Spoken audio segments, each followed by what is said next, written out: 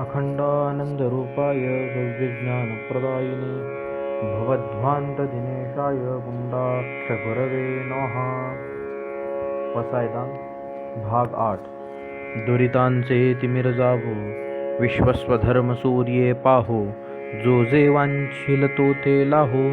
प्राणीजात मानव समाजाच्या शुद्धीकरणास्तव खलत्व नाश होऊन त्यांच्या ठिकाणी वेदोक्त सत्कर्मरती अति आवश्यक आहे.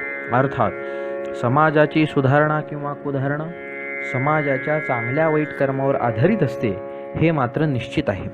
मानव समाजात समुदायात चांगली कर्मे आणि वाईट कर्मे करणारी छुपी मंडळी असतात.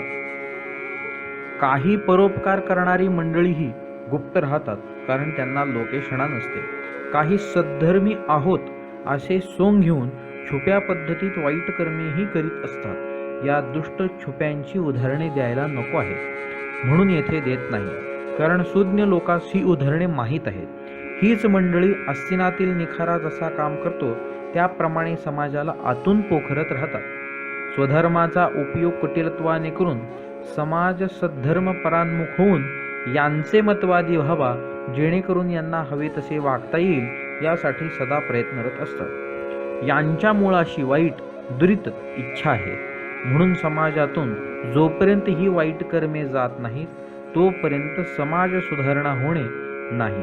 काही धूर्त लोक समाज सुधारणेच्या नावाखाली समाज होतात आणि सद्धर्मी कुतर्क करून मूलाभ्यास न करिता समाज कुधारणा करताना दिसतात.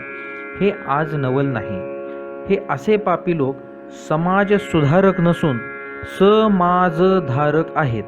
पूर्णतया निरपेक्ष, निस्पृह, सेवाभावी, सद्धर्मी, सकलबंधरित अथवा विश्व हेच ज्याचे घर आहे अशी ज्याची मती स्थिती आहे, तोच व्यक्ती समाज सुधारणेचे काम पूर्णतया करू शकतो. म्हणजे संतच खरे समाज सुधारक आहेत. पण समाजात आजही काही मोजकी मंडळी संघटना निरपेक्ष सेवा करीत आहेत, समाज प्रबोधन करीत आहेत. मग त्यांना समाज सुधारक नाही का म्हणायचे? होय, ते सज्जन मंडळी समुदाय निश्चित समाज सुधारक आहेत, पण ते समाज सुधारक होण्याचा यथाशक्ती पूर्ण प्रयत्न करीत आहेत असे म्हणणे जास्त संयुक्तिक वाटते. पण जे ओगाचे धूर्त असतात ते मात्र दुरिताच्या तिमिरामुळेच असतात, कारण पाप करण्याची त्यांची इच्छा, महत्वाकांक्षा अतिनिंद्य आहे व ती समाज अधोगतीस नेण्यास सदा तत्पर असते. म्हणून माऊली म्हणतात, दुरितांचे तिमिर जावो. दुरित म्हणजे पाप. विश्वातून या पापाचा अंधकार जावो. वेदाने, शास्त्राने व संतांनी जे कर्म निषिद्ध, निंद्य, वाईट, अविहित, अकार्य म्हणून ठरविले आहे त्याला दुरित म्हणावे व जे चांगले, श्लाघ्य, विहित कार्य म्हणून आहे त्याला धर्म म्हणतात. वेद, शास्त्र, संता वाचून सूक्ष्म दुरित कर्म कोणते आणि धर्म कोणता हे कळणे अति कठीण आहे. कारण बहुसंख्य लोक जे आचरतात त्याला धर्म म्हणता येत नाही, आणि जे कर्म आचरत नाहीत, करीत नाहीत त्याला दुरित म्हणता येणार नाही. म्हणून दुरित आणि स्वधर्म यांचा निश्चय शास्त्रच करू शकते. सारांश, जोपर्यंत दुरिताचा निषिद्धाचा अंधकार जात नाही तोपर्यंत समाज सुधारित होणार नाही. या दुरिताच्या अंधकारात व्यक्ती देहात्मवादी होऊन देह कशासाठी आहे हे विसरून काम करतो. मनुष्य देह किती महत्त्वाचा, पुन्हा त्याची प्राप्ती कशी व केव्हा शक्य आहे याची थोडीही तमा तो बाळगत नाही. देहाचे मुख्य प्रयोजन कोणते? स्वधर्म, ईश्वरभक्ती, गुरुभक्ती यांचे योगाने सत्यात्म प्राप्तीत किती आनंद आहे याचे त्यास भान नसते. विचित्र पद्धतीत क्षणिक भोग भोगून त्रैलोक्य विजयाचा आनंद जणू तो मूर्खपणे साजरा करत असतो. त्याची पारमार्थिक उन्नती तर नाहीच, परंतु व्यावहारिक उन्नतीही होत नाही. मद्यपी व्यक्ती उदाहरणादाखल आहे. इहपर उन्नतीच भोगमोक्षकारक असते. भगवान म्हणतात, अर्जुना, जयाचे ऐहिक धड नाही तयाचे परत्र पुसेशी काही. म्हणून दुरित, निषिद्ध, शास्त्रविन्मुख, संतविन्मुख, वेदविन्मुख कर्मे ही मनुष्य जीवनाची, मानवी समाजाची शोकांतिका आहे. दुरितामुळे व्यक्ती जीवनाची शोकांतिका होते असे माऊली सांगतात. तैशी त्रिभुवनाची दुःखे आणि नानाविध पातके, दैन्य जात तितुके तेथेची वसे. दुरिताचरण, पापाचरण करणाऱ्याला त्रिभुवनातील दुःखे भोगावी लागतात. एका पातकांच्या आश्रयाने अनेकांची परंपराच होते. आता पूर्ण समाजच दुरिताकडे ओढला तर त्यास मात्र सामाजिक निषेधाचरणामुळे महत् दुःख भोगावे लागते. अतिवृष्टी, अनावृष्टी, दुष्काळ, भूकंप, साथीचे रोग इत्यादी त्याचीच फळे आहे. सद्यस्थितीला प्राप्त हा रोग याचेच फळ आहे. ही कर्मे इह जन्मातील द्रोह आणि गतजन्मातील द्रोह यांचे एकत्रित स्वरूप असतात, म्हणून यांचे निदान होणे महाकठीण होते. रोगाच्या संबंधाने विचार करताना तत्र व्याधेस्त्रिविधाः कर्मजा दोषजा उभयजातश्च. व्याधी 3 प्रकारची आहे, कर्मज, दोषज आणि उभय अर्थात कर्मज अधिक दोषज. यावर आयुर्वेद शास्त्र म्हणते, कर्मप्रकोपेन कदाचिदेते दोषप्रकोपेन भवन्ति चान्ये. कित्येक रोग कर्म प्रकोपामुळे होतात आणि कित्येक रोग त्रिदोष प्रकोपामुळे होतात. देह व मन यांचे विकाराने होतात. कर्मज रोग हा शास्त्र कर्म विपाकाने निश्चित जातो. दोषज हा केवळ आयुर्वेद आश्रयाने जातो.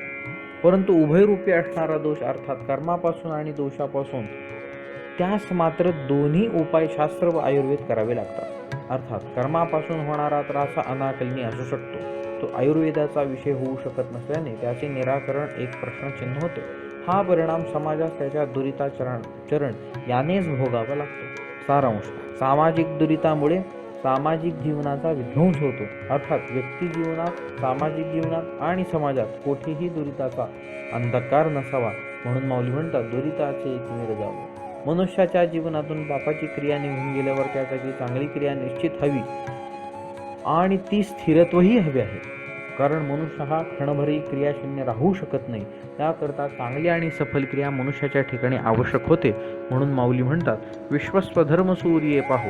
हे विश्व स्वधर्म सूर्याने प्रकाशित हो. भगवंत स्वकर्म सांगत असताना बोलतात, स्वे स्वे कर्मण्य भिरतः संसिद्धिं लभते नरः. स्वतःच्या कर्माच्या आचरणातून त्या मनुष्यास त्याला योग्य व अपेक्षित स्थिती प्राप्त होते. अर्थात त्याचे कर्म योग्य सफल होते. यात स्वकर्म म्हणजे स्वधर्म असा अर्थ अभिप्रेत आहे.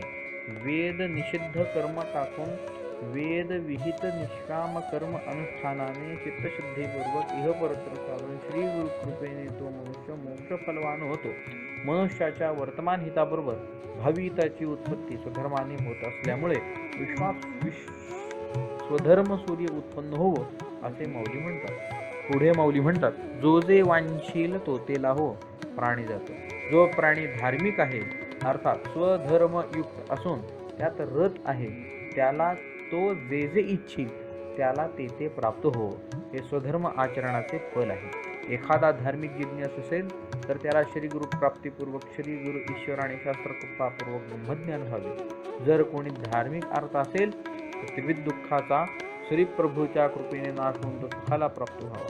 जर कोणी धार्मिक अर्थी असेल तर त्या स्वधर्मजन्य पुण्यफलाने श्री प्रभूच्या कृपेने उद्यमाच्या मिशाने इष्टमित्र सहाय्य तसेच राजशासन सहाय्यपूर्वक त्याच्या अनुकूल प्रयत्नाने अर्थ प्राप्त व्हावा. कारण स्वधर्माच्या पोटी आलेले भोगत्याकडे नम्र भावनेने येतात. देखे सर्व सुखे सहित दैवची मूर्तिमंत येईल देखा काढत तुम्हा पाठी. ऐसे समस्त भोग भरित होवाल तुम्ही अनार्थ जरी स्वधर्मे निरत वर्ताल बापा. याचे उदाहरण स्वधर्मनिष्ठ श्रीकृष्ण शिष्य सखा अर्जुन आहे. सारांश: स्वधर्मनिष्ठ धार्मिकाच्या सोबत स्वयं ईश्वर असून तेथे विजय, श्री, ऐश्वर्य सर्व असते. म्हणून संजय म्हणतात, तत्र श्रीर विजयो भूतिर्ध्रुवा नीतिर्मतिर्मप. म्हणून माऊली म्हणतात, या विश्वातून दुरिताचा अंधकार जावो, नष्ट हो, तेथे विश्वस्वधर्माची प्रतिष्ठा हो आणि अशा धार्मिकास तो जे जे इच्छिल ते प्राप्त हो. पुंडली गवरदा हरी विठ्ठल श्री ज्ञानदेव तुकाराम सद्गुरुनाथ महाराज की जय. सद्गुरु ज्ञानेश्वर महाराज